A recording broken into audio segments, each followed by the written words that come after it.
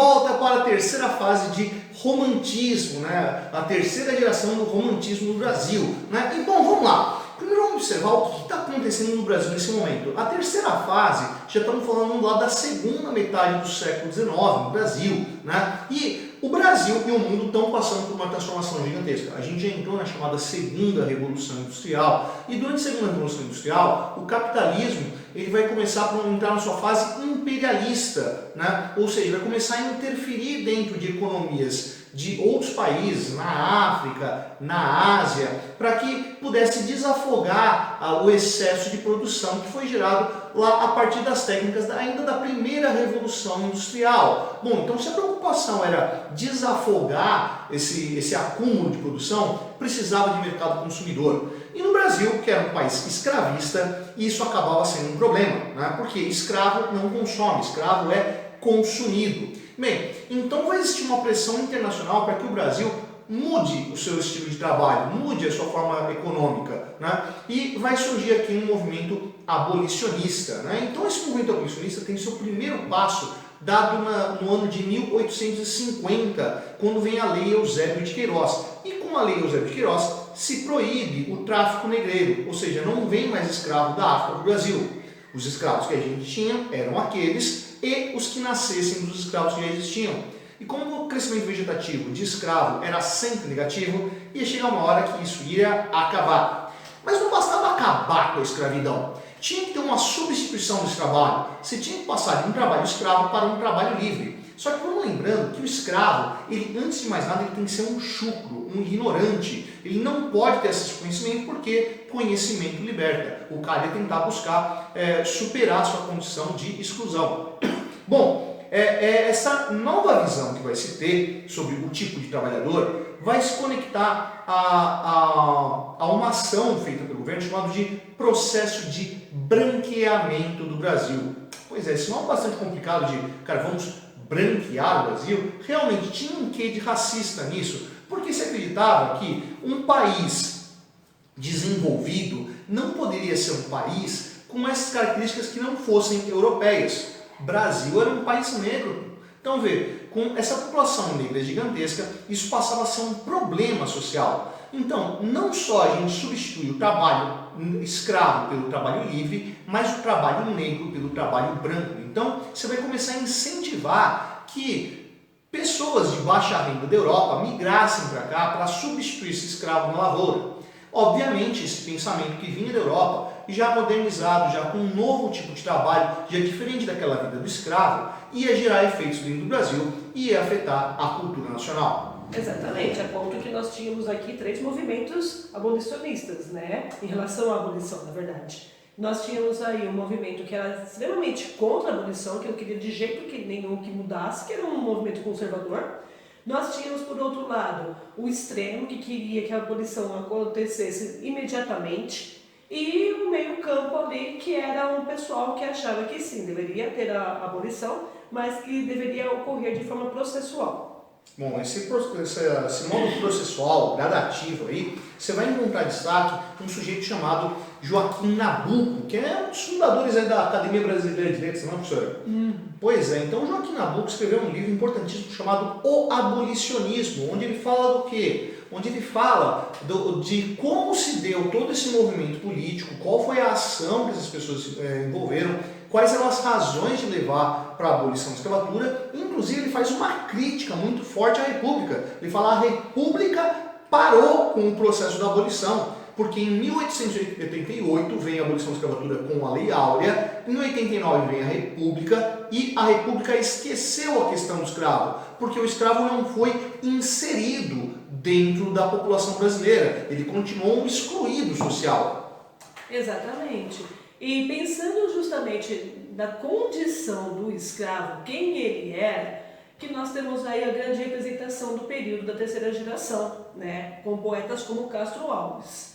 Então, na terceira geração, o que a gente vai ter? A gente vai ter, antes de entrar em Castro Alves, né, pensando no próprio período, uma postura de rebeldia diante do momento histórico.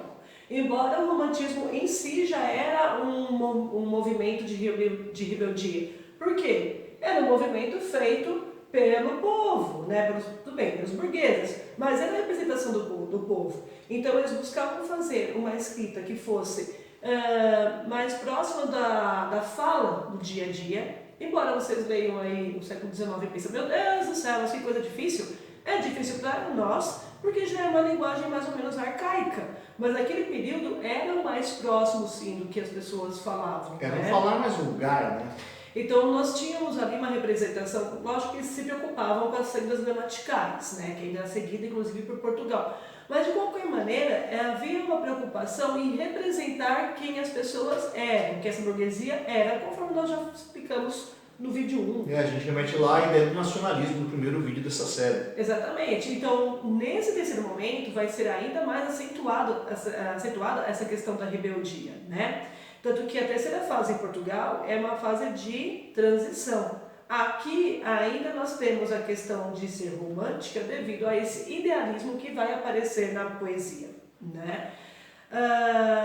Mesmo tendo essas questões idealistas, nós ainda vemos também uma questão de inconformidade e reformismo, claro, de acordo com o que o professor falou, e obviamente vão ser feitas aí poesias sociais cuja influência vem muito do Victor Hugo, né? Então é uma influência hugoana.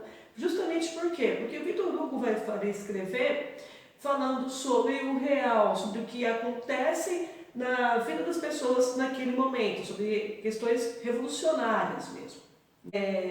E aí, como nós vamos ter uma representação desses elementos por meio de uma grande ave, que vai ser o condor, que é uma ave que é representante aqui da América Latina, né?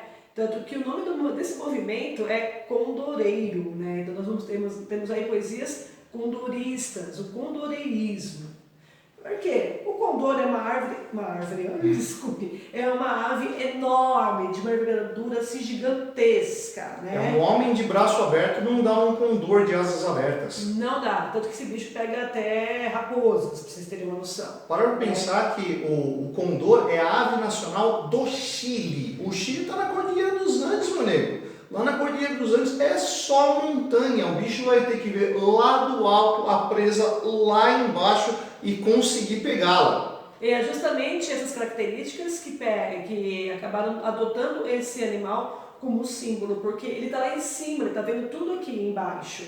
Então, nisso vai trazer um estilo mais dramático, mais pomposo, violento ao mesmo tempo, exclamativo, dualista, né, que é o bem e o mal, porque o condor, ao mesmo tempo que uma ave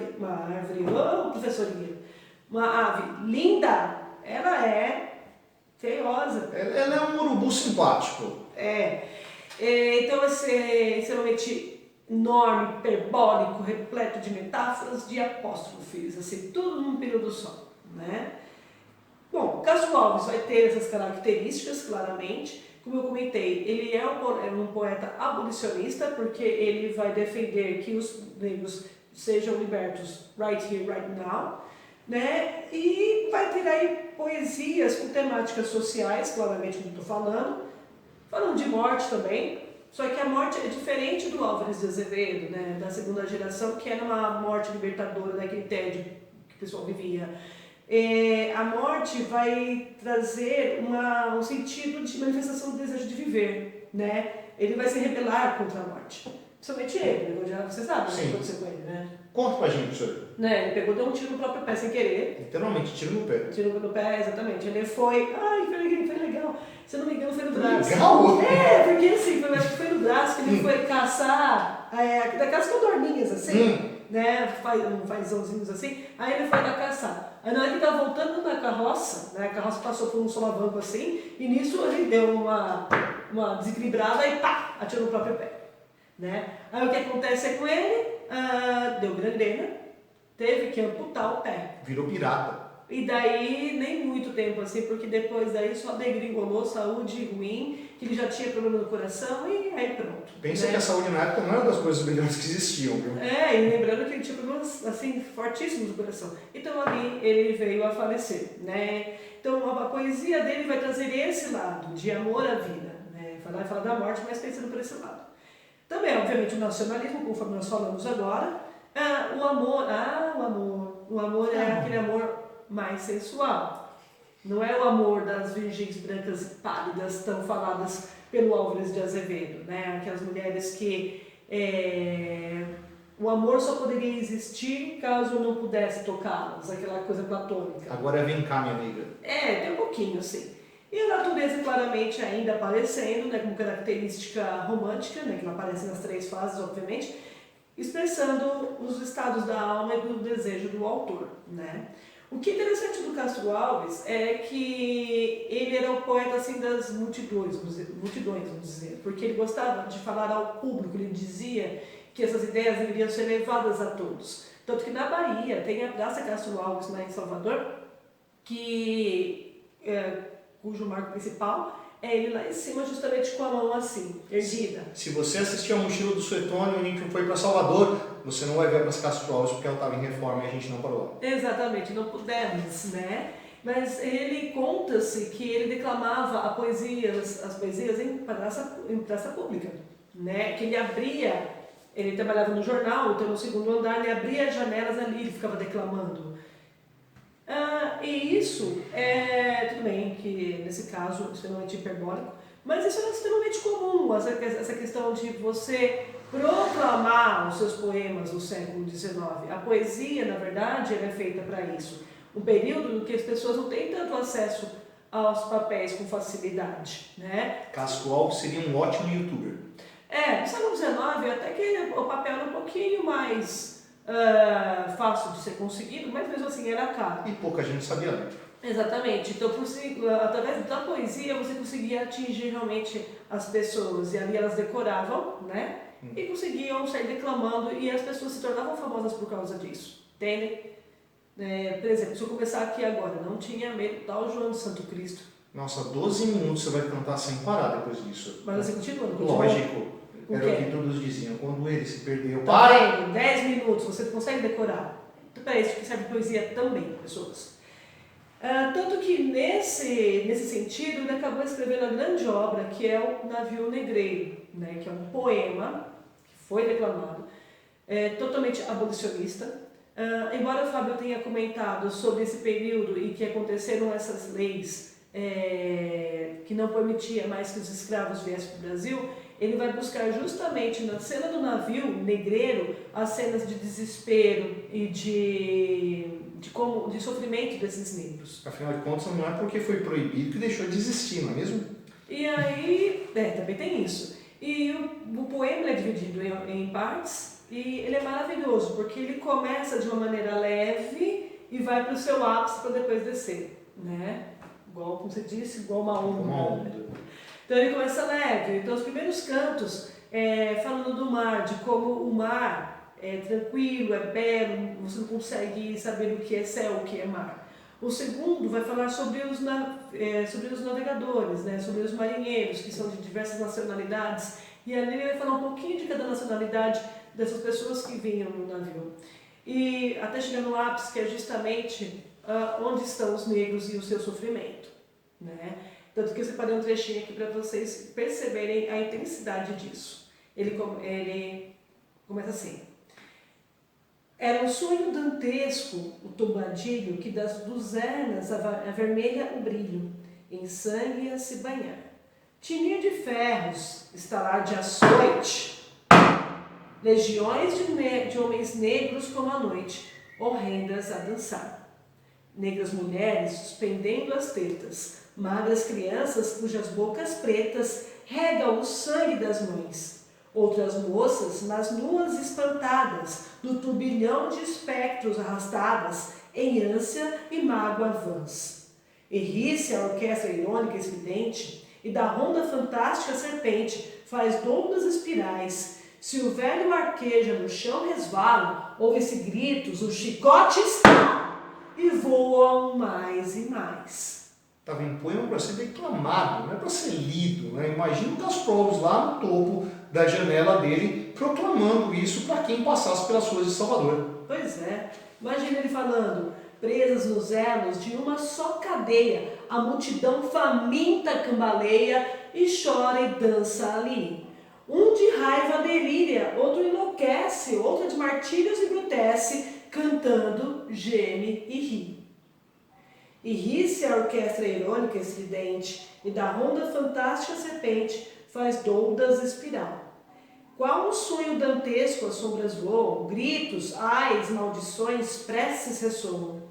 E ri-se Satanás. Forte, né, gente? Não tem como ser passivo diante do movimento que está tentando romper com as estruturas. Exatamente. E, por fim, eu vou ler o Adormecida, que vai ser esse amor sensual, sendo diferente do período anterior, em que, conforme eu comentei, né, as virgens pálidas e distantes, inalcançáveis e por vezes mortas, quando conseguiam pegar essa virgem, né, já tinha morrido, isso acontece. Como era diferente, assim, nós tínhamos agora calor, tinha sangue, nos versos de Castro Alves, por exemplo. Uma noite eu me lembro, ela dormia numa rede encostada molemente, quase aberto o roupão, solto o cabelo e o pé descalço ao tapete rente. Então aquela moça deitada na rede assim. Estava aberta a janela, um cheiro agreste exalavam as silvas da campina, e ao longe, num pedaço do horizonte, via-se a noite plácida e divina. De um jasmeiro, os galhos encurvados, indiscretos, entravam pela sala, e de um leve oscilando ao tom das aulas, iam na face trêmulas beijar. Não, lembra? Então a gente percebe a natureza envolvendo e trazendo o sentimento desse autor, né? Que ele vai terminar falando: eu, fitando esta cena, repetia naquela noite lânguida e sentida: ó flor, tu és a virgem das campinas, virgem, tu és a flor da minha vida. Que amor. Que fofo. Pois é. E esse roupão aberto, né? Sensualíssimo. Totalmente. Para período, meu Deus do céu. Pois é, gente, é isso. Então, a gente encerra por aqui nesse bloco sobre romantismo. Eu espero que vocês tenham gostado. Se você gostou, vai lá embaixo e dá um curtir. Se não gostou, vai lá embaixo e dá um descurtir. É, gente, não só participar no canal. Essa é a literatura do Suetônio. Eu sou o professor Fábio. Eu sou a professora Rosi. E aguardem, calma, e aguardem depois a prosa, hein? Que não terminamos de falar ainda desse período. Isso aí, esse projeto vai crescer mais ainda. Então, você, meu amigo, você deveria estar estudando.